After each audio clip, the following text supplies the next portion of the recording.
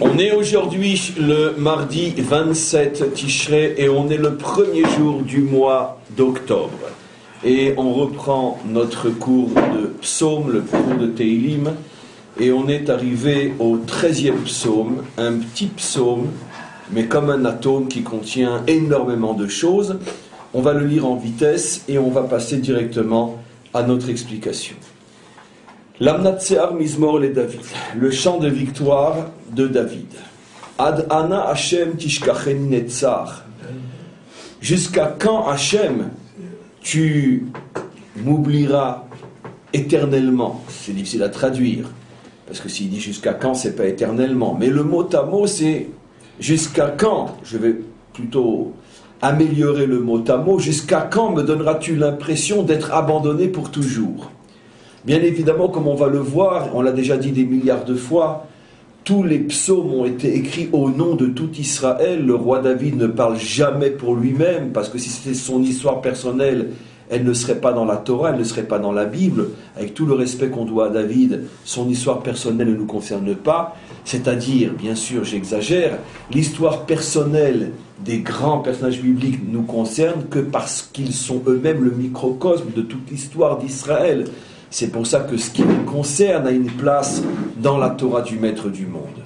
C'est encore beaucoup plus vrai au niveau des psaumes, car comme on le sait, même lorsque David parle à titre personnel, pourquoi tu m'as abandonné, pourquoi tu ne me sauves pas, etc., on sait que c'est toujours la voix d'Israël qui parle à travers lui. Étant roi d'Israël, il est l'essence de tout Israël, non seulement pour sa génération, mais pour toutes les générations. C'est une chose évidente, mais qu'il fallait rappeler. Donc, Israël, à travers David, implore Hachem et dit « Jusqu'à quand je vivrai dans ce sentiment d'être abandonné pour toujours ?» Il est clair, comme on va le voir, que cette plainte fait allusion à la situation dans laquelle se trouve Israël en exil.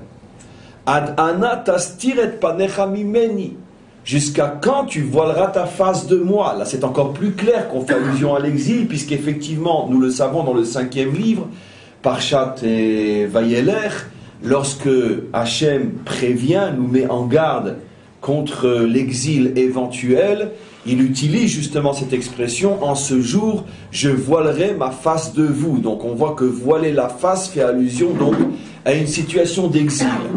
Donc deux termes qui apparemment se répètent, il y a forcément, puisque ce sont deux parties du psaume, il y a forcément une nuance entre être abandonné, être oublié, et la face voilée, mais en tous les cas, première plainte, jusqu'à quand j'aurai le sentiment d'être complètement oublié par toi? Deuxième plainte, jusqu'à quand tu voileras ta face de moi? Troisième plainte, Ad ana ashit et sod benafshi, yagon bilvavi. Jusqu'à quand je chercherai des forces au plus profond de moi pour me sortir de l'angoisse, de la peine, de la tristesse dans laquelle je me trouve? Là encore, la situation d'Israël en exil, l'angoisse, la peur, la crainte, le doute, et on essaye constamment de se retrouver des bonnes raisons de continuer à croire et à espérer, mais ça devient usant et fatigant.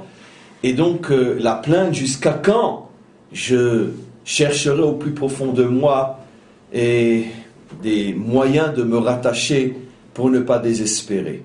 Et enfin le dernier, jusqu'à quand? Ad ana Ad ana yarum oivi alai. Jusqu'à quand mon ennemi sera au-dessus de moi et pourra si facilement que cela m'écraser? C'est pour ça qu'il est dit « Alai, sur moi » et pas « au-dessus de moi », ce qui fait allusion au fait que l'ennemi est au-dessus, mais aussi sur moi. Il me piétine, il m'écrase. « Avita neni elokai » Regarde dans quelle situation je suis, Hachem. « Aira enai » Éclaire mes yeux, donne-moi ce qu'on appelle en français une lueur d'espoir. « Penishana mavet » De peur que je sombre dans la mort. Traduction dans le désespoir. Si je n'ai pas le moindre signe que je vais m'en sortir, comment je vais tenir? C'est clair que dans les périodes les plus sombres de l'histoire d'Israël, c'était sans doute pas facile du tout. Et Israël demandait cette lueur d'espoir qui lui permet de continuer à y croire. Et c'est vrai qu'on en a eu beaucoup des lueurs d'espoir. Par exemple, en pleine Inquisition, lorsque non seulement l'Espagne rejetait ou brûlait ses juifs, mais qu'aucun pays d'Europe ne les acceptait, le seul, je crois, ça a été la Turquie. Les Turcs sont pas si méchants que ça, finalement. L'Empire ottoman. Comment ? L'Empire ottoman, où les Turcs les ont acceptés. Mais enfin, venant d'Espagne, se retrouver en Turquie, c'était pas évident. Comment ? La Hollande aussi. Non, je crois pas, c'est beaucoup plus tard. C'est beaucoup plus tard. Mais à l'époque même où les Juifs erraient partout, et les Français les refusaient, les Anglais les refusaient, pas. Je crois qu'à ce moment-là même, les portes se sont ouvertes en Turquie, mais peu importe, c'est pas une lueur d'espoir, parce que c'est la continuité de l'exil, c'est simplement une lueur de non-mort, parce que les Juifs qui erraient sur les routes d'Europe à cette époque-là étaient massacrés par tous les passants et tous les brigands qui en profitaient, puisque plus personne ne les protégeait. Mais il y a eu une lueur d'espoir qui s'est ouverte à ce moment-là. C'est là qu'une poignée de courageux ont dit, perdu pour perdu, retournons sur notre terre. Et c'est comme ça qu'est né le Yishuv de Tzfat, en pleine période de l'Inquisition. Et ça a été, comme on le sait, le redépart, dont l'aboutissement est ce qu'on vit aujourd'hui et bientôt la délivrance finale. C'est donc finalement grâce à la catholique que le début de la renaissance d'Israël a commencé. Donc cette lueur d'espoir, très vite, partout en exil, on a su que les meilleurs d'entre nous, puisque c'était généralement la plupart les grands maîtres d'Israël, sont en train de reconstruire la ville de Tzfat, et c'est après, comme on le sait, la période glorieuse de Maran, Rabbi Yosef Karo, le Ari Kadosh, bien sûr, et tous les grands maîtres qui illuminent notre monde aujourd'hui encore et pour l'éternité. En tous les cas, donc, c'est ce qu'on demande, une lueur d'espoir, afin de ne pas sombrer dans le découragement. Peigne Omar Oivi Echaltiv, ne laisse pas mes ennemis croire qu'ils sont enfin arrivés à me détruire. Tsarai Yagilou, ne laisse pas mes persécuteurs danser de joie qui émotent lorsqu'ils me voient m'écrouler. Va'ani bechazdecha batarti, mais moi je crois en toi. Rien que la traduction de ce psaume est tellement beau, parce que finalement, c'est le psaume par excellence qui nous a porté pendant tout l'exil. Va'ani bechazdecha batarti, mais moi malgré tout je place ma confiance en toi, et Dieu sait que cette confiance n'a pas été trahie. On est aujourd'hui à Jérusalem pour en témoigner.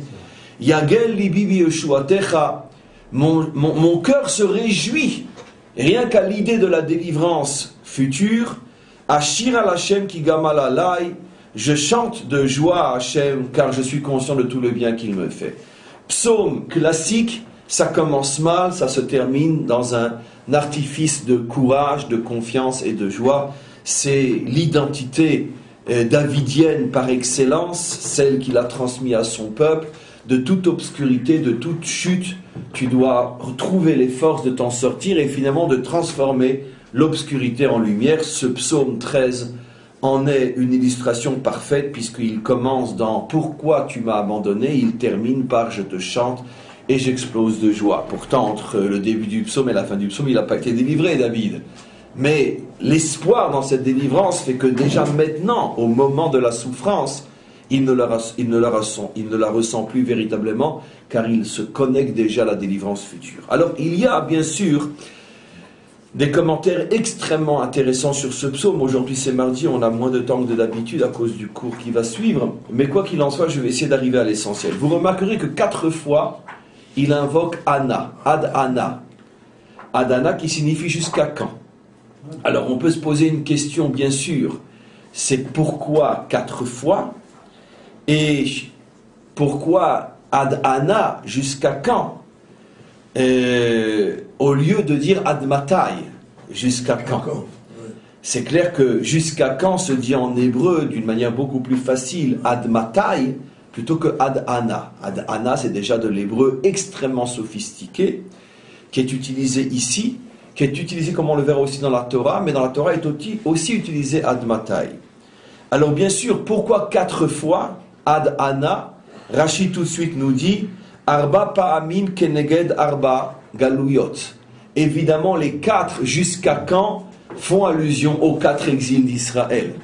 À 4 reprises, Israël va être en exil, l'exil de Babylone, et à ce moment-là, Israël a crié jusqu'à quand?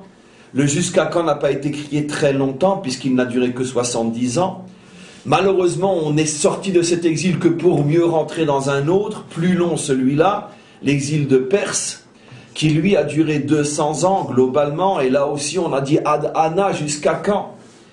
Et finalement, on a, oui, réussi à sortir de cet exil de Perse, mais pas pour se retrouver véritablement libre, puisque l'exil de Perse s'est conclu en commencement de l'exil de Yavan, l'exil de Grèce, et là aussi on a dit Ad Ana, jusqu'à quand? Il a duré plus ou moins 200 ans, lui aussi.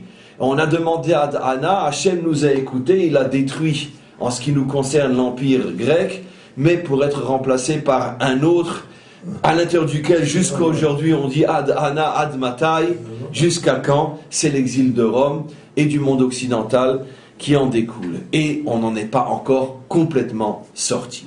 Donc 4 Ad Ana, 4 exils, on voit une fois de plus une preuve irréfutable du fait que David était un prophète.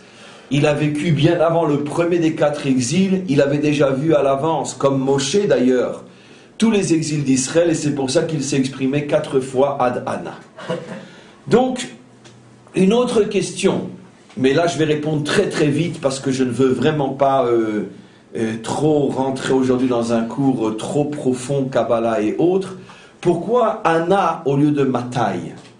Parce que jusqu'à quand fait allusion au fait qu'un jour on s'en sortira, puisque jusqu'à quand, donc jusqu'à ce moment-là et pas après. Et donc ça, le terme jusqu'à quand fait ici allusion aussi à la délivrance finale, c'est-à-dire ça ne durera pas toujours, sinon on ne dirait pas jusqu'à quand. Et ici, dans le génie de l'hébreu, surtout dans le génie de la Bible, dans la question elle-même, il y a la réponse. Ad Ana, qui signifie jusqu'à quand. La raison pour laquelle le texte n'a pas utilisé une expression plus connue, Ad Matai, mais Ad Ana, c'est pour suggérer aussi ce que sera et comment se fera la délivrance finale. Toutes les délivrances, mais surtout la délivrance finale. Dans le mot Ana se cache le secret de la délivrance d'Israël. Pourquoi le mot Ana, comment qu'il s'écrit? Aleph Nun He. Et les maîtres de la Kabbalah expliquent que le Aleph fait allusion au plus haut et au premier de tous les attributs divins, qui est le Keter, la couronne. Le Nun, qui a pour valeur numérique 50, fait allusion aux 50 portes de la Bina, qui sont, comme on le sait, les forces libératrices, puisque justement, c'est parce que les 50 forces de la Bina se sont révélées en Égypte que nous sommes sortis d'Égypte. C'est pour ça que nous comptons 50 jours, ou qu'il y a 50 jours entre la sortie d'Égypte et le don de la Torah. On en compte 49, mais c'est que le lendemain, le 50e, que nous recevons la Torah. Et c'est pour ça qu'on était presque descendu jusque dans la 50e porte d'impureté, de laquelle on n'aurait pas pu ressortir, le chiffre 50. Et donc, le Aleph fait allusion à Keter, le Nun fait allusion aux forces libératrices, et le He, la fin du mot, fait allusion, comme on le sait, à la Malchut. Comme dans le nom divin Yud-Ke Vav-Ke, le dernier He fait allusion à la royauté, c'est-à-dire à la nation d'Israël. Et donc la délivrance se fera sous le signe du dévoilement du Keter, grâce à l'ouverture des 50 portes de la Bina. Je répète, Aleph, Keter, Nun, 50 portes de la Bina, He, la nation reconstruite, la royauté retrouvée. Royauté d'Hachem et royauté d'Israël, indépendance d'Israël sur sa terre. Et donc, David fait allusion à cela. Je vais bien sûr pas expliquer dans le langage de la Kabbalah ce que cela signifie, mais dans le langage du cours d'aujourd'hui, qui est un cours de psaume, donc beaucoup plus light au niveau de l'approche kabbalistique, bien que, comme vous le savez, il n'y a pas un seul de mes cours, quel que soit le cours, y compris le Talmud, qui n'est pas emprunt, inspiré et pratiquement 100% relié à des secrets de la Torah, mais simplement le langage change selon le cours dans lequel on se trouve. Quoi qu'il en soit, dans le style des psaumes, que signifie donc que la délivrance dépend du dévoilement du Keter et des 50 portes de la Bina. Alors on a expliqué que le Keter représente, d'ailleurs Aleph c'est le mot Pélé à l'envers, Aleph qui est le Keter c'est le mot Pélé qui veut dire prodige. Ça veut dire que au moment de la délivrance finale vont se dévoiler des prodiges inimaginables dans la création. J'ai oublié de dire que le cours était pour l'élévation de l'âme. Alors vous ne faites pas votre travail, cher ami. De Fredj Ben Shalom. Je voulais préparer à la fin. Mais oui, mais il fallait me le rappeler. quelqu'un ou... Voilà. On peut rajouter, si des gens s'est arrêté, oui. Shmuel ben Moshe. Shmuel ben Moshe. Alors, si la personne râle quand elle écoutera le début du cours, vous direz non, le Rav s'est rattrapé en plein milieu du cours. Fredj ben Shalom, Tieni Shmatot, et Nina Chaya, Bat Rachel. Alors maintenant, je deviens un rabbin, on va passer notre temps à faire des élévations d'âme. Très bien. Je peux redevenir un Rav? Très bien. Donc, je reviens maintenant à mon cours. Donc, Aleph Pélé. Ça fait allusion à tous les prodiges qui vont se dévoiler au moment de la délivrance finale.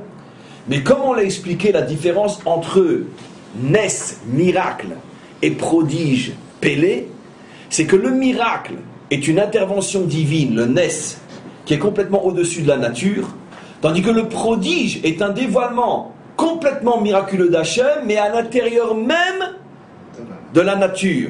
C'est encore plus grand. Ça a un inconvénient, c'est qu'on voit moins, parce que c'est déguisé, caché à l'intérieur de la nature, mais c'est encore beaucoup plus fort. Pourquoi? Comme l'explique la Chassidoute, parce que Hachem n'a même pas besoin de mettre de côté la nature pour faire sa volonté, il l'utilise. On donne un exemple très très simple, comme quand tu te bats contre ton ennemi. Il y a deux victoires possibles. La première, tu es plus fort que lui et tu l'écrases. La deuxième, tu l'as convaincu de ne plus être ton ennemi. Dans lequel des deux cas la victoire est la plus grande? Dans le deuxième cas. Et donc exactement, un miracle, Hachem écrase la nature. Un prodige, Hachem s'en sert pour faire sa volonté. La délivrance se fera sous le signe du Keter, c'est-à-dire que la nature, non seulement n'ira plus à l'encontre d'Hachem, mais au contraire, elle fera sa volonté. Et ça se passera grâce au Noun, aux 50 portes de la Bina qui vont se dévoiler. Qui dit porte dit que quelque chose était derrière qui était fermé. Ça veut dire que la nature va ouvrir ses portes et nous montrer que contrairement à l'apparence, elle n'a jamais contredit le maître du monde et que dès le départ, elle n'était là qu'au service du maître du monde. Contrairement à toute la thèse de la dualité, comme quoi il y a le spirituel et le matériel, Dieu et le monde, et que le monde est d'une certaine manière l'obstacle du divin, la délivrance montrera que le monde, dans son aspect même le plus concret, le plus terrestre, le plus matériel, n'est que l'expression de la volonté d'Hachem et participe depuis sa création au projet divin. Et enfin le dernier est, qui est la reconstruction de la Malchut. Donc c'est ça le terme Anna. On continue maintenant. Maintenant on va lire un midrash extraordinaire, rapporté par le Radak, fabuleux, qui va mettre en relation les 4 jusqu'à quand du psaume, afin de sortir des 4 exils, et aussi, dans la Torah de Moshe, il y a cette expression aussi 4 fois jusqu'à quand, comme vous allez le voir. Amar Rabbi Yitzhak. Rabbi Yitzhak dit, le Radak rapporte un midrash, qui a été donc énoncé par Rabbi Yitzhak. Amar Rabbi Yitzhak. Mida keneged mida. On peut comparer le 4 de la plainte au 4 de la mise en garde. Mesure pour mesure. Parce qu'effectivement, à 4 reprises, Hachem, lui aussi, s'est plaint de nous dans la Torah de Moshe. Déjà une allusion à l'époque aux 4 exils. Amar Akadosh Baruchu. Akadosh Baruchu nous dit, les fiches amarti arba pa'amim adana. Moi aussi, vous m'avez obligé à dire 4 fois jusqu'à quand? Et c'est pour ça que maintenant, dans votre histoire, vous aussi, vous direz jusqu'à quand? Et où sont les 4 fois? Alors avant de le dire, je vais vous préparer, je vais vous mettre dans l'ambiance. Vous imaginez bien que les 4 fois où Hachem se plaint de nous dans la Torah, en rapport aux 4 exils d'Israël, ces 4 fois, il faut les scruter à la super loupe. Parce qu'on va avoir devant nous le dévoilement du pourquoi des 4 exils. Parce qu'évidemment, le rapport est évident. 4 exils où vous demanderez jusqu'à quand, et 4 fois moi Hachem où je vous ai dit aussi jusqu'à quand vous allez vous comporter de cette manière-là. La relation est évidente, les 4 plaintes d'Hachem sont la cause des 4 exils d'Israël. Donc c'est très très important de voir ce que sont ces 4 plaintes, parce que ça va nous révéler, une fois de plus, sous un autre aspect bien sûr, les raisons profondes des 4 exils d'Israël. Et surtout, ce qui m'intéresse le plus, parce que le passé, c'est le nôtre, duquel on n'est pas encore sorti. Donc le 4e jusqu'à quand, est censé nous apporter une lumière absolument incroyable. Tenez-vous bien, nous voyageons dans l'infini mystère du Maître du monde. On y va. Le premier dit, le Midrash, c'est au moment où la manne a été donnée, pour ceux qui voudront le voir, dans le deuxième livre, Shemot, le chapitre 16 et le verset, je crois, 34. Vous chercherez dans le chapitre 16, je crois c'est le verset 34. Qu'est-ce qui se passe là-bas? Israël est à peine sorti dans le désert. Bien sûr, très vite, il n'y a plus de provisions, il n'y a plus de vivres, il y a quand même tout un peuple dans le désert. On marche, on a faim, on a soif, tout de suite, on se plaint, qu'est-ce qu'on va manger? Et donc la manne est donnée. La manne, comme on le sait, elle avait une particularité, chacun recevait exactement la mesure qu'il devait recevoir. Celui qui prenait plus, le plus pourrissait, celui qui prenait moins parce que quelqu'un l'avait poussé pour prendre à sa place, le peu qu'il avait pris grossissait. Chacun se retrouvait avec exactement ce qu'il devait avoir. Il y avait une autre notion liée à la manne, c'est que le Shabbat, elle ne tombait pas. Et donc, ce n'était pas la peine de sortir voir s'il y avait de la manne, parce que le Shabbat, il ne tombait pas de manne.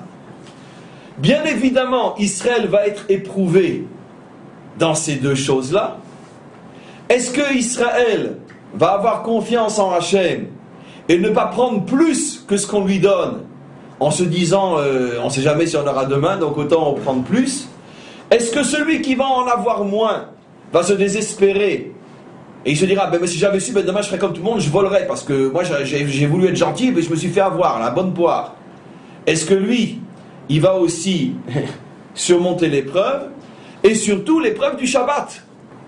Parce que tout ce qu'on avait le jour même disparaissait à la fin de la journée. Donc si Shabbat, ça ne tombe pas, qu'est-ce qu'on va manger? Shabbat. Et donc, comme on le sait, dans ces deux épreuves, une partie d'Israël a failli. Il y en a qui en ont, pendant la semaine, pris plus que ce qu'ils auraient dû prendre. Oh, bien sûr, sur le compte d'autres qui en ont forcément eu moins. Et aussi, il y en a qui sont sortis le Shabbat pour voir si la manne était tombée. Et au moment où ils sortent Shabbat pour voir si la manne est tombée, c'est là qu'il y a le premier Ad Hana. Hachem se plaint devant Moshe, il dit, mais jusqu'à quand ce peuple ne va-t-il pas accomplir ma Torah et mes mitzvot? C'est intéressant le terme utilisé, bien qu'on ne parle ici que de manne, et à la rigueur que de sortir pour aller en chercher le Shabbat, l'expression utilisée c'est jusqu'à quand ce peuple n'observera pas ma Torah et mes mitzvot? Alors bien sûr la question est évidente, qu'est-ce qui se cache derrière ce premier Ad Matai? Et en plus, comment se fait-il qu'alors que la faute est ponctuelle sur un cas précis de ne pas sortir le Shabbat, et oui, ils sont sortis le Shabbat, malgré tout l'accusation est jusqu'à quand ils n'observeront pas ma Torah et mes mitzvot? Or, ils n'ont pas remis en cause toute la Torah et toutes les mitzvot. Alors bien évidemment, comme vous le savez, on va directement décrypter tout en restant très simple, mais j'espère suffisamment profond malgré tout. On sait très bien, comme disent nos maîtres, que l'onitna Torah et la leochle aman ne peut être un homme de Torah que celui qui est un mangeur de manne, jusqu'à aujourd'hui encore. C'est la raison pour laquelle, comme on le voit d'ailleurs là-bas dans le texte, dans ce fameux chapitre, Hachem a demandé à Moshe de conserver un morceau de manne, de le transmettre de génération en génération, et il avait été placé dans le temple, dans un ustensile, sans pourrir, puisque c'est Hachem qui décide si ça pourrit, c'est lui qui décide si ça pourrit pas. Pendant des siècles, Israël était détenteur d'un morceau de manne, qui d'ailleurs, d'après notre tradition, a été caché, se trouvait dans le Saint des Saints à côté de l'Arche Sainte, précisément qu'on va voir pourquoi, a été caché juste avant l'entrée des Babyloniens et la destruction du temple, et se trouve caché au même endroit que se trouve l'Arche Sainte et d'autres choses, et ce morceau de manne ressortira pour la délivrance finale. Maintenant, qu'est-ce qui s'est passé? Pourquoi Hachem voulait que ce morceau de manne soit préservé, et qu'est-ce qu'on en faisait? Le Talmud rapporte, pendant des siècles, à chaque fois qu'Israël montait, tout Israël montait au temple pendant les 3 fêtes, on sortait ce morceau de manne et on disait aux enfants d'Israël, regardez de quoi a été nourri, de quoi, avec quoi vos pères ont été nourris dans le désert? Et les Juifs répondaient à ce moment-là, oui, mais tu ne peux pas comparer, parce que eux, ils n'avaient pas besoin de labourer, de cultiver, ils n'avaient pas un État à s'occuper, ils n'avaient pas tous les soucis économiques et matériels que nous avons ici. Donc eux, ils pouvaient se permettre d'étudier la Torah, puisque le pain tombait du ciel. Mais nous, on a tellement et tellement d'occupations, de préoccupations, de soucis, et de mille et une raisons de ne pas avoir le temps de s'asseoir et d'étudier ta Torah, qu'est-ce que tu nous reproches à nous? Et la réponse du Cohen était non. Sachez que jusqu'à aujourd'hui encore la manne descend, simplement dans un habit différent. Rien n'a changé dans le fond, ce n'est que la forme qui a changé. Qu'est-ce que cela veut dire? Lo nitna Torah ela leochle aman ne peut véritablement concevoir sa vie sur la base de l'étude sérieuse, profonde et intensive de la Torah que celui qui a une confiance absolue dans le fait que la parnassa c'est comme la manne. Parce que si quelqu'un ne croit pas que la parnassa c'est comme la manne, il se trouvera à juste titre mille et une raisons de ne jamais avoir le temps de se donner du temps pour étudier la Torah. Parce que tu ne peux pas dire à ton patron, excusez-moi, j'arrive à 11h le matin et je repars à 4h l'après-midi. Et c'est impossible. Le travail, c'est de 8h à 6h, à 7h, et quand tu rentres, tu es tellement fatigué que, à part le bon film à la télé, qu'est-ce qui te reste encore la force et le courage de faire? C'est impossible. C'est pour ça que si quelqu'un n'a pas une parnassa qui est au niveau de la manne, ça veut dire une parnassa qui lui permet d'avoir à manger tous les jours, mais qui en même temps ne le transforme pas en esclave, cet homme-là ne pourra pas étudier la Torah. Mais d'un autre côté, il faut avoir une émouna énorme pour croire que la manne tombe encore aujourd'hui. Maintenant, évidemment que la manne tombe encore aujourd'hui, évidemment que tous ceux qui disent « moi je ne peux pas étudier parce que mes activités professionnelles ne me le permettent pas », ils ont raison au niveau de leur vécu, mais ils ont tort au niveau de leur émouna. Parce que s'ils avaient véritablement voulu recevoir la manne, Hachem se serait arrangé pour leur donner une parnassa plus que convenable et plus que satisfaisante, mais pas sur le compte de l'étude de la Torah. C'est la raison pour laquelle on trouve un texte dans le Talmud absolument incroyable qui a fait couler des encyclopédies d'encre et sans jamais vraiment avoir été suffisamment bien expliqué, et on va voir quelle est l'explication. Il y a un texte surprenant dans le Talmud qui dit Gadol yegia kapai yoter meire shamayim. Plus grand est celui qui se nourrit du travail de ses mains, plus grand encore que celui qui craint Dieu. Et on explique, parce que celui qui craint Dieu, bon, il est sûr d'avoir le monde à venir, mais le monde à venir sûr, mais ce monde, c'est pas sûr, tandis que celui qui se nourrit du travail de ses mains, non seulement il a ce monde, mais il aura même l'autre. Ce texte, tout le monde comprend qu'il est absolument incompréhensible. Ben, c'est la porte ouverte, hein, et je me lâche, je passe mon temps à travailler, je me nourris du travail de mes mains. En quoi ça me donne ce monde? Je veux bien, mais en quoi ça me donne l'autre monde aussi? Et en quoi je suis plus grand que celui qui craint Dieu? Vous imaginez un texte pareil dans le Talmud s'il n'est pas compris? Et effectivement, dans toutes les générations depuis 2000 ans, les maîtres se sont posé la question, mais qu'est-ce que veut dire ce texte? D'accord. Le Rabbi a donné une explication qui est inimaginable et qui a fait force de loi depuis lui. Il aura fallu attendre notre génération contemporaine pour trouver la réponse à ce texte complètement fermé. Mais d'une explication d'une simplicité grandiose. Il dit, qu'est-ce que dit le texte? Celui qui se nourrit du travail de ses mains est plus grand que le Yireh Shamayim. Celui qui arrive, dit le Rabbi, à avoir une activité professionnelle, mais que cette activité ne lui prend que ses mains, ça veut dire que son être n'est absolument pas envahi, conquis, pris en otage et pris en exil dans son travail. C'est-à-dire que sa tête, son cœur, son âme restent en dehors du travail. L'essentiel de son être n'est pas prisonnier de son travail. Celui-là, ça prouve qu'il est à un niveau spirituel beaucoup plus grand que tous les autres. Rien n'est plus grand que celui qui arrive à être un homme de Torah, authentique, tout en ayant une activité professionnelle. Et le Rabbi dit, et c'est qui le Yireh Shamayim qui est moins grand? Celui qui ne vit que de Torah. Parce que lui, n'ayant pas l'expérience, donc la difficulté de ce contact avec ce monde, il n'a pas donc la possibilité de vaincre ce monde et de lui imposer sa dimension thoraïque, puisqu'il vit en marge. C'est quelque chose de très grand, mais c'est moins grand que celui qui arrive à être un Talmid Chacham tout en étant dans ce monde. Mais comment c'est possible d'être un Talmid Chacham tout en étant dans ce monde? Il faut forcément que ta parnassa soit la manne. Vous me direz, ben lui il peut parce qu'il a eu la chance. Non, lui il peut parce qu'il l'a voulu, parce qu'il y a cru. Parce que la première fois qu'il cherche du travail, qu'on lui dit, monsieur, pas de problème, votre CV nous convient, mais le travail chez nous c'est de 8h du matin jusqu'à 6h du soir. Et que même n'ayant pas de quoi manger, a dit, non, ça je ne peux pas accepter parce que je suis juif. Et si je ne te dis pas la Torah 2 ou 3 heures par jour, alors je n'accomplis pas mon devoir et mon rôle de juif. Il a refusé ce travail-là. Et encore un autre, jusqu'au jour où il a eu le miracle de sa vie, un travail qui lui permet d'être juif. Et tout en gagnant autant, c'est pas plus que les autres, à ce moment-là, celui-là, il mérite de recevoir la manne. Donc ça, c'est une épreuve très difficile, et c'est le premier Ad-Ana. Quand ils sont sortis pour chercher de la manne, alors qu'Hachem leur avait dit, faites-moi confiance, elle tombe quand je le décide, et le Shabbat, elle ne tombe pas. Eux n'ont pas eu confiance parce qu'ils étaient soucieux de leur parnassa, automatiquement Hachem a dit Adana. C'est le premier Adana. Le Radak dit premier Adana en rapport avec le premier exil. Un problème lié à la manque de confiance en Hachem, dans sa capacité de nous aider à vivre dans ce monde sans sacrifier notre identité juive. Ce qui veut dire que ici le Radak, en rapportant ce Midrash, Rabbi Yitzhak, l'auteur du Midrash, nous révèle un secret extraordinaire.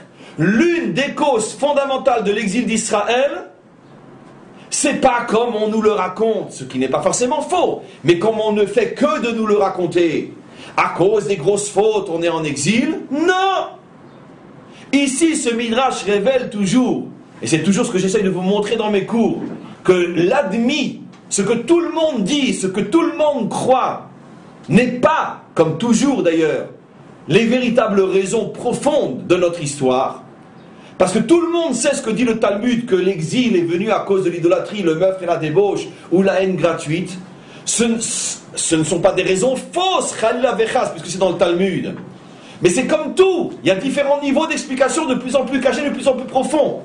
Voilà ce Midrash dont vous n'aviez jamais entendu parler jusqu'à aujourd'hui, qui nous révèle que la raison la plus profonde, qui touche même ceux qui sont religieux et croyants, tout simplement un juif, qui vit normalement son judaïsme, mais qui sacrifie sa vie d'études pour sa parnassa, celui-là est responsable de l'exil d'Israël. Mais je ne sais pas si vous vous rendez compte, c'est fou ce que le Radak nous révèle ici. Mais non, c'est pas le Radak qui nous révèle, c'est la Torah qui nous le révèle, puisqu'il y a 4 Ad-Ana par rapport à 4 Ad-Ana. Jusqu'à quand par rapport à l'exil? Jusqu'à quand la plainte d'Hachem? Or la première plainte d'Hachem, c'est jusqu'à quand vous allez sacrifier votre vie de juif pour la nourriture. Maintenant, on comprend pourquoi Hachem dit jusqu'à quand ils n'accompliront pas ma Torah et mes mitzvot, alors qu'ils ne viennent que ils n'ont transgressé qu'une seule chose. Parce que celui qui a des angoisses de parnassa n'arrivera jamais véritablement à étudier la Torah et à accomplir les mitzvot. Parce que finalement, c'est comme toujours l'image de la boule et de l'avalanche. Tu commences par donner plus d'importance à ta parnassa matérielle qu'à ta parnassa spirituelle, et finalement avec le temps tu peux aussi dévier complètement, et à chaque fois que tu as un conflit entre l'accomplissement d'une mitzvah et ton besoin matériel, on sait très bien que c'est le besoin matériel qui prendra le dessus. Le deuxième, troisième et quatrième Ad-Ana, mes amis, là, oui. C'est lié à la Babylonie, l'exil de la Babylonie? Oui, le premier lié à l'exil de Babylonie, absolument. C'est absolument. quoi le lien alors? Comment? C'est quoi le lien avec la parnassa, avec Babylonie? On verra. Mais c'est le premier Babylonie. La question est une question. Deuxième, troisième, quatrième Adana se trouvent tous les trois dans la même histoire. L'histoire de la faute des explorateurs. Le refus de rentrer en Eretz Israël. 3 Adana sur 4 liés à une seule faute, la faute des explorateurs. Et regardez ce qu'il dit. Le deuxième Ad Ana est le suivant. Ad Ana lo ya'aminu bish. Jusqu'à quand, dit Hachem à Moshe, ils ne croiront pas en moi. Ils se sont mis à pleurer. Ils ont été découragés par les explorateurs. Jusqu'à quand ils ne croiront pas en moi. Le deuxième Ad Ana est quelques mots plus loin. Non, je me suis trompé. Le deuxième Ad Ana, c'est Ad Ana yenatsuni. Jusqu'à quand me mettront-ils en colère? Ils pleurent, ils font confiance, ils croient les explorateurs. Jusqu'à quand ils me mettront en colère? Troisième Ad Ana lo ya'aminu bi. Jusqu'à quand ne croiront-ils pas en moi après tous les signes et tous les miracles que je leur ai déjà fait? Et le quatrième, toujours dans ce sujet, Ad matai, là il n'est pas dit Ad Ana, Ad matai, la Eda Ra'azot, jusqu'à quand cette Eda va dire du mal de ma terre? J'explique. Les deux premiers Ad Ana concernent le peuple. Jusqu'à quand ce peuple va-t-il me mettre en colère? Au sujet donc des explorateurs. Jusqu'à quand ce peuple ne va-t-il pas croire en moi? Et après Hachem se tourne vers les explorateurs qui eux étaient en train, finalement les vrais fauteurs, les vrais responsables, eux qui étaient en train de décourager Israël de rentrer en Eretz Israël. Hachem se dirige vers eux et il dit Ad matai ha'eda raz, jusqu'à quand cette assemblée, les 10 explorateurs, jusqu'à quand vont-ils dire du mal sur ma terre? Ce qui est très intéressant, comme je l'ai fait remarquer, c'est que les 3 Ad Ana sont liés à la faute des explorateurs. C'est que le dernier Ad Ana, qui est le plus important de tous, puisqu'il concerne l'exil de Édom qui dure jusqu'à aujourd'hui encore, pour bien nous faire comprendre que ce Ad Mata, que ce jusqu'à quand est le plus grave de tous, la Torah change la formulation. Au lieu de dire Ad Ana, elle dit Ad Matai, pour comme le mettre en évidence celui-là. Et la preuve, c'est que les 3 premiers Ad Ana ont en commun que l'exil a été relativement court, 70 ans ou 2 fois 200 ans, mais le troisième, que Hachem appelle Ad Matai, lui c'est l'exil de Édom qui dure depuis 2000 ans. C'est pour ça que la Torah change le nom, comme pour nous dire attention, celui-là est très différent des autres. Maintenant vous remarquerez aussi une chose extraordinaire, c'est que dans les 3 premiers, celui de la manne, ou les 2 premiers concernant la faute des explorateurs, le jusqu'à quand s'adresse au peuple, c'est les gens du peuple qui fautent, c'est les gens du peuple qui sont sortis chercher de la manne le Shabbat.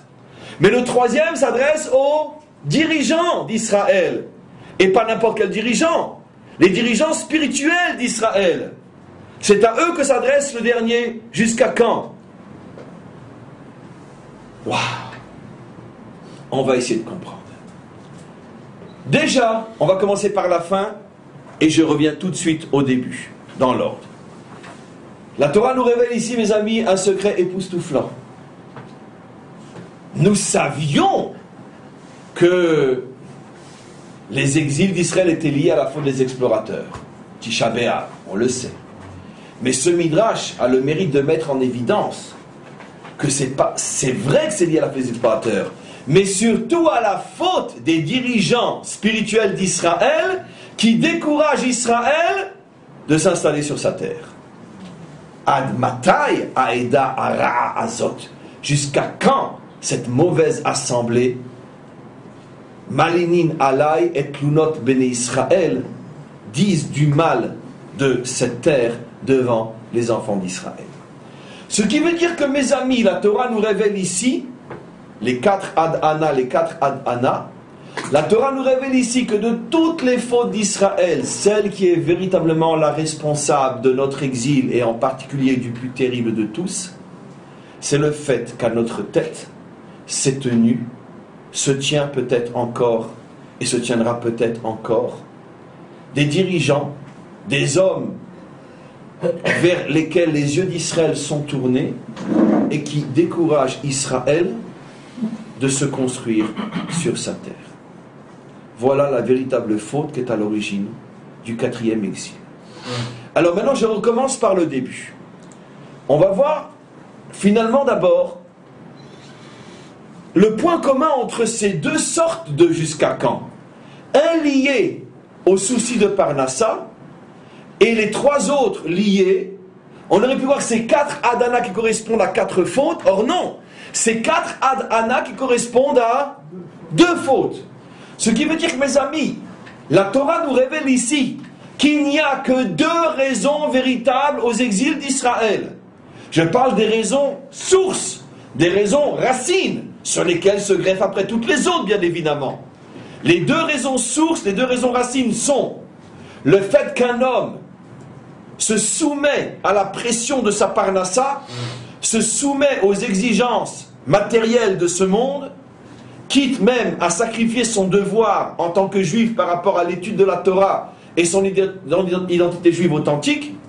Et la deuxième raison est le manque de courage, le manque de volonté, le manque de foi et d'émouna d'Israël, d'affronter tous les dangers, si c'était le cas des géants, des villes fortifiées, d'affronter tous les dangers et toutes les difficultés pour véritablement s'installer sur cette terre, la terre qu'Hachem nous a donnée, du Nil à l'Euphrate et sur les 2 rives du Jourdain, puisque c'est de ça qu'on parle. Et le fait que, jusqu'à aujourd'hui encore, nos dirigeants, pratiquement tous confondus, que ce soit les dirigeants laïcs et une grande partie de dirigeants religieux aussi, ne sont pas à la pointe, ne sont pas au premier rang de ce combat pour la défense de la terre d'Israël et de l'acquisition de la terre d'Israël telle que Dieu nous l'a promis dans la Torah, le fait que nos dirigeants ne sont pas en première ligne de ce combat, c'est la raison pour laquelle dure notre exil, et c'est la raison pour laquelle on est surtout dans le 4e exil de Édom. Je ne sais pas si vous vous rendez compte de la responsabilité de ce qui est écrit, de la simplicité évidente de ce qui est écrit, mais je fais confiance à nombreux. Et nombreux sont ceux qui, après avoir entendu parler de ce cours, s'arrangeront pour faire toutes les entourloupettes possibles pour noyer le poisson dans l'eau et dire que oui, vous comprenez, mais voilà. Mais c'est pas grave, ça fait 2000 ans qu'on supporte ce genre d'entourloupette. Mais quoi qu'il en soit, la vérité est là, et elle est très très difficile à supporter. Maintenant, ce qu'il faut se poser la question, c'est pourquoi précisément ces 2 fautes-là sont source de notre exil. La deuxième, c'est évident. Si on a un problème par rapport à la terre, c'est qu'on ne mérite pas la terre, on est forcément en exil. Mais pourquoi la première, le problème à la Parnassa? Je vous laisse pas répondre, c'est très facile aussi, parce qu'on est pressé. Mais parce que, qui dit s'installer sur une terre, dit être confronté quotidiennement au problème vital d'un peuple et d'un individu sur une terre, manger. Or, on s'apercevra effectivement dans la Torah, maintenant quel est le lien, Olivier? C'est que, en ce qui concerne le premier exil d'Israël, la cause, c'est celui de Babylone, qui est répétée constamment plus que tout autre, c'est vous n'avez pas observé la 7e année, la Shemitah. Et c'est pour ça que mesure pour mesure, 7 ans, 70 ans. Vous n'avez pas respecté la 7e année, vous partirez 70 ans en exil. Or, pourquoi on ne respecte pas la 7e année? Pourquoi la Torah le dit elle-même? Et qu'est-ce qu'on va manger? La Torah le dit elle-même, et qu'est-ce qu'on va manger? De la réponse claire, plus que le soleil en plein mois d'août. Donc les prophètes disent clairement que la véritable raison qui a amené après aux autres, l'idolâtrie, le débauche, etc., c'est tout simplement qu'est-ce qu'on va manger.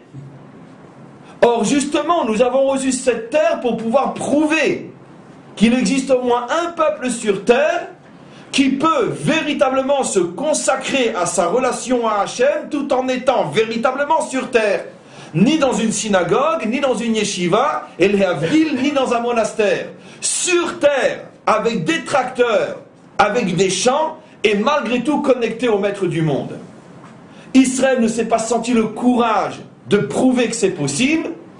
Israël est devenu un peuple comme tous les autres, où ceux qui étudient sont dans un endroit pour ça, et ceux qui travaillent n'étudient pas. Un peuple comme tous les autres, où les religieux dans un couvent et les travailleurs dans les champs. Et finalement, on est parti en exil. Parce que je ne vous ai pas donné la terre d'Israël pour être comme tout le monde. Je vous ai donné la terre d'Israël pour être comme notre grand ami, qui a de grandes responsabilités, je ne citerai pas son nom parce qu'on est enregistré, qui a de grandes responsabilités, qui travaille, qui a à sa charge je ne sais combien d'ouvriers, et qui, tous les matins, est là, étudie la Torah, et que je suis sûr encore, dans d'autres moments aussi de la journée, il étudie la Torah, ou comme toi, ou comme un autre. La plupart de mes élèves dont je suis fier. Voilà. Ça s'appelle un juif. Parce que je ne laisserai pas mon activité professionnelle m'imposer son rythme à elle. C'est moi qui lui impose mon rythme. Et mon rythme, je commence ma journée en étudiant la Torah. Ça, c'est mon rythme à moi. T'es pas content? Cherche un autre travail. Et de toute façon, je gagnerai, parce que Hachem va me donner la manne. Voilà. Si tout Israël était comme ça, évidemment que ça serait la délivrance tout de suite. Je pense, quand je dis je pense, j'affirme que les deux fautes sont liées l'une à l'autre. Qu'est-ce qu'expliquent les maîtres qui expliquent profondément ce qui s'est passé dans la tête des explorateurs? Pourquoi ils n'ont pas voulu rentrer en Israël? Mais vous connaissez tous la réponse, simple et profonde. Ils se sont dit, si on rentre en Israël, on va avoir tellement de soucis terrestres et matériels qu'on va complètement se déconnecter du maître du monde. Au moins dans le désert, on a la manne, on a les nuées, on a l'eau qui sort du rocher, il n'y a pas de tracteur, il n'y a pas de soucis, il n'y a rien. Moshe Rabbeinu est à notre tête, le moindre ennemi il fait comme ça, il s'écroule.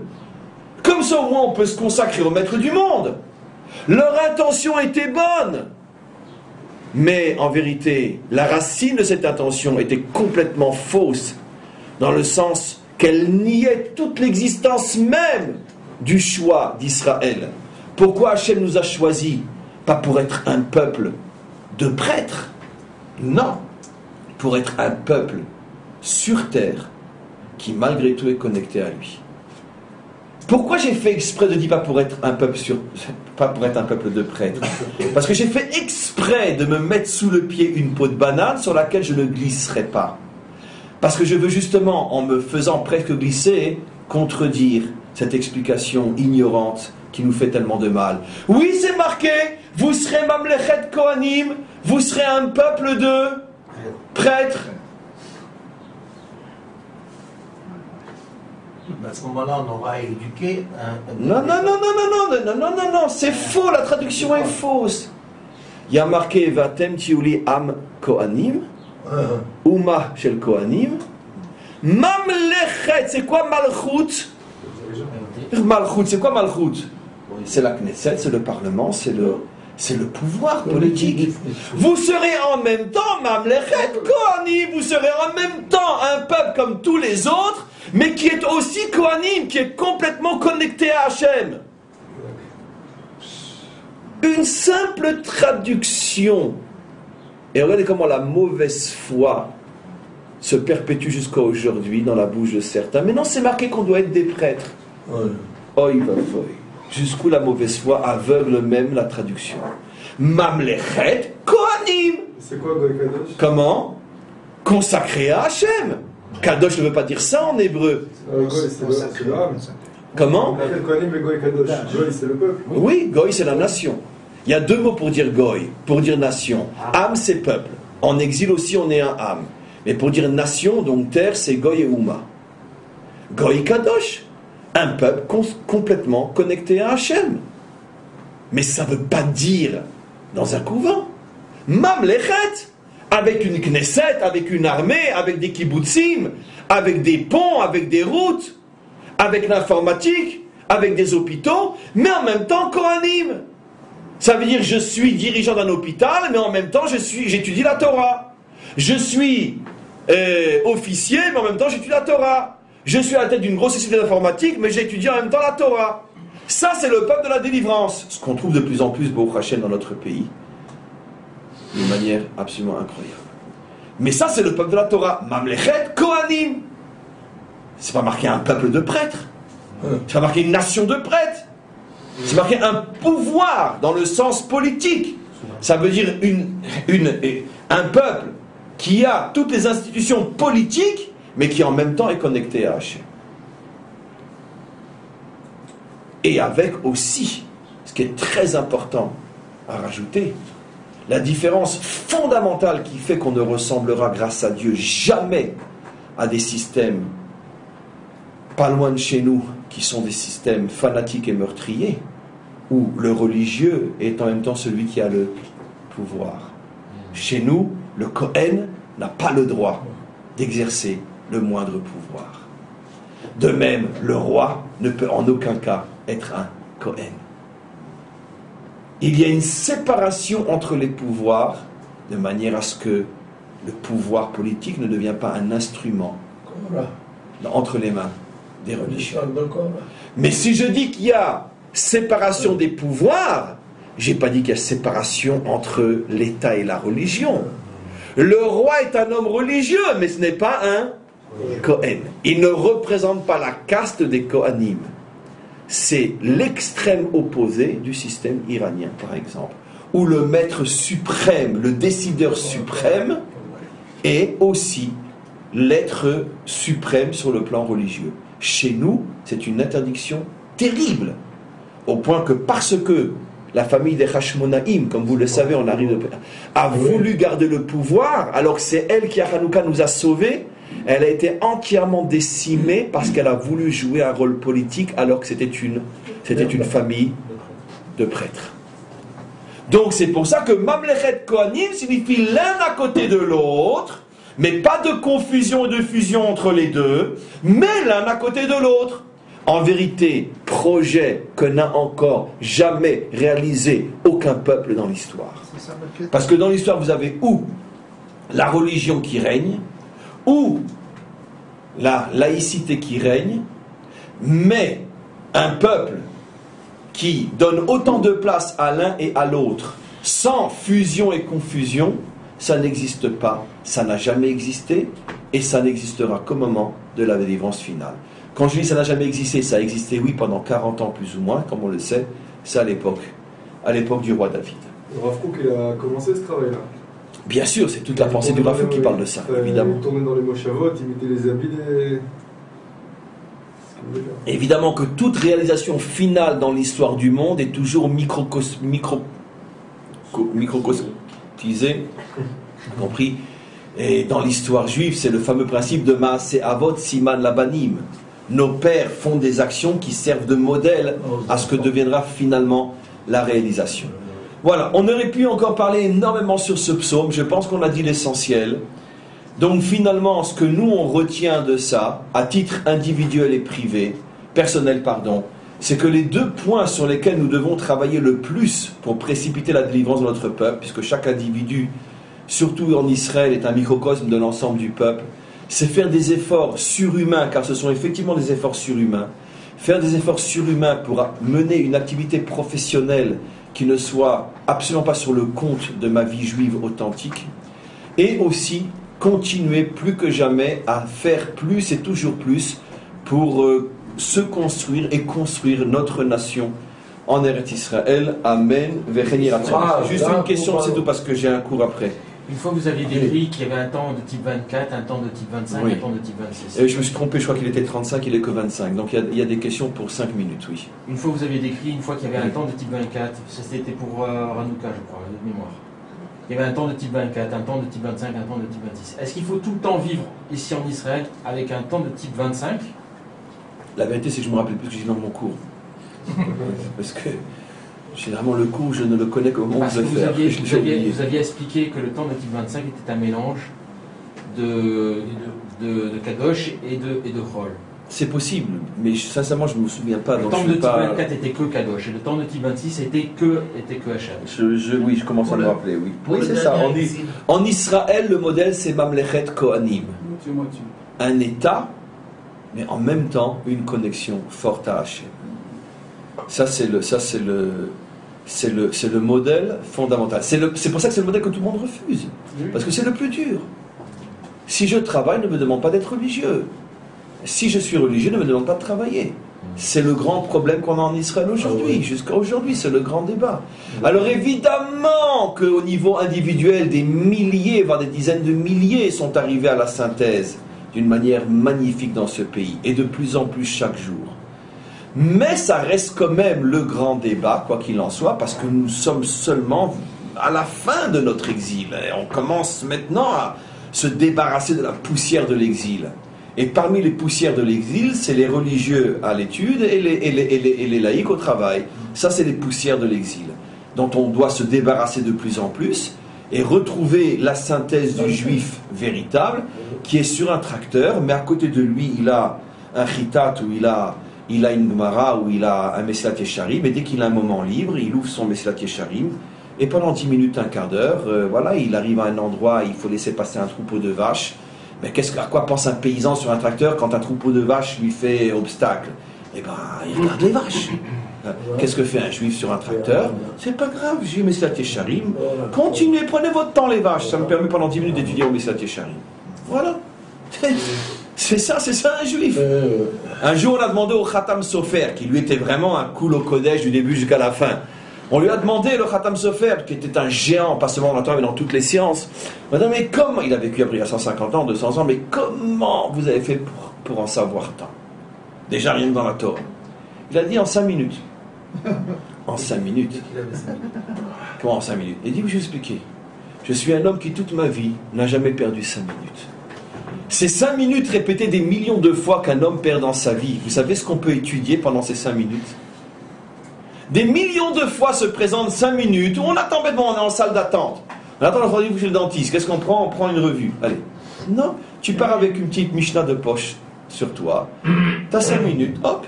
Tu vas t'apercevoir qu'au bout d'une vie, tu as fait 3 fois ou 4 fois le chasse. De Mishnah, c'est déjà pas mal. C'est déjà pas mal. Ça revient vite 5 minutes dans une journée. Vous comprenez? Et donc ça, c'est bien sûr...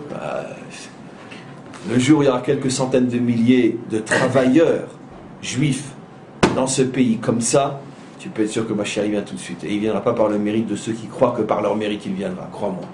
Il viendra par le mérite des tracteuristes qui ne perdent pas 5 minutes et qui prennent un psaume et qui le disent. Alors, Oui. avant la Shoah, beaucoup du leadership religieux avait l'attitude des explorateurs. Vous avez décrit. Oui, d'une certaine manière, oui. Oui, oui, c'est le fameux livre Emma Bad Mismecha qui a été écrit en réponse à ces choses-là. Bon, c'est un sujet tellement champ de mine, ce sujet-là. Ça, je dis oui d'une certaine manière. C'est un sujet très champ de mine. L'image qui souvent était utilisée pour justifier sur le moment certaines attitudes en ce qui me concerne, je ne partage pas, mais quand on essaie d'être un homme de vérité, on essaie de comprendre malgré tout que l'autre qui ne pense pas comme toi a aussi ses bonnes raisons, n'est pas forcément malhonnête. L'une des raisons qu'on peut évoquer pour justifier cette prise de position tellement anti, on donne l'exemple de quelqu'un qui se retrouve dans un champ miné, il y a des mines, et on sait qu'à l'intérieur il y a un trésor. D'accord? Est-ce qu'on va prendre le risque d'envoyer quelqu'un chercher le trésor dont on a tous tellement besoin, en sachant que des centaines vont peut-être sauter sur des mines pour qu'enfin on puisse avoir le trésor? Qui va prendre le risque? Ça veut dire qu'il y a des situations dans l'existence où personne ne doute de la justesse de la chose. Le problème est quel est le prix à payer pour réussir? La situation était plus ou moins celle-là. Il faut comprendre que la grande majorité, pour ne pas dire presque la quasi-totalité de ceux qui vivaient en Israël dans ces années de la reconstruction, étaient des juifs qui étaient foncièrement anti-Torah et qui faisaient tout pour se battre contre toute trace de présence de Torah dans ce pays-là. Je ne les juge pas, bien que, encore une fois, je ne partage pas l'avis de ceux qui étaient contre. Mais je ne les juge pas parce qu'eux n'avaient pas reçu d'éducation, parce qu'eux-mêmes venaient des pogroms, et de toutes 2000 ans d'histoire atroce où on avait autre chose à faire à leurs yeux que de s'occuper encore de cette Torah. Mais, peu importe, il faut savoir que pendant des décennies ici, pour pouvoir travailler dans une coopérative agricole, d'accord, tu devais renoncer au Shabbat et à la cacheroute. Ouais. Parce que sinon on ne te prenait pas. Ouais. C'est pas honte de le dire, parce que c'est de l'histoire, heureusement ancienne. Donc il faut aussi comprendre que ceux qui étaient vraiment anti se disaient on va quand même pas envoyer nos enfants. D'accord, tout le monde est conscient que là-bas se cache le trésor de la délivrance. Mais combien de générations vont être sacrifiées pour qu'on arrive à trouver ce trésor? Ce n'est pas mon avis, mais je suis honnête, j'explique leur avis. Il faut comprendre que ce n'était pas si simple que ça.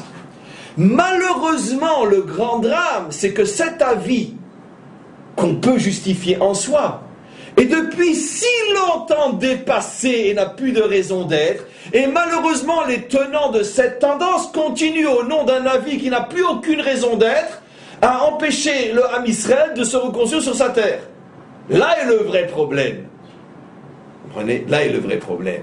C'est que cet avis était peut-être valable au début du siècle, était peut-être valable dans les premières décennies de la reconstruction en Israël, il y a 180 ou 200 ans.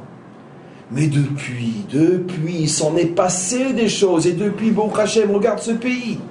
Regarde ce pays. Regarde ce pays aujourd'hui. La moitié de la Knesset a une kippa sur la tête. Et bientôt la majorité de la Ktsuna de Tzahal a une kippa sur la tête. Alors c'est fini. C'est loin derrière nous tout ça. Donc pourquoi vous continuez à être en marge de ce qui se passe ici? Pourquoi vous ne venez pas? Pourquoi vous ne fermez pas vos synagogues, vos centres d'études? Vous venez avec tous vos élèves ici. Pourquoi vous ne venez pas? Pourquoi? C'est ici que ça se passe. C'est des fausses raisons. Comme je le dis et je le redis, en vérité, bon, c'était pas mon intention de terminer d'une manière aussi dramatique, mais il faut savoir la chose suivante. Les véritables responsables de tous nos problèmes ici sont ceux qui ne sont pas là. Vous savez pourquoi? Parce que si venaient en Israël 2 ou 3 ou 4 millions de juifs, tous nos problèmes seraient résolus. Parce que toutes les revendications en face viennent du fait que eux ils se multiplient et nous on se multiplie pas.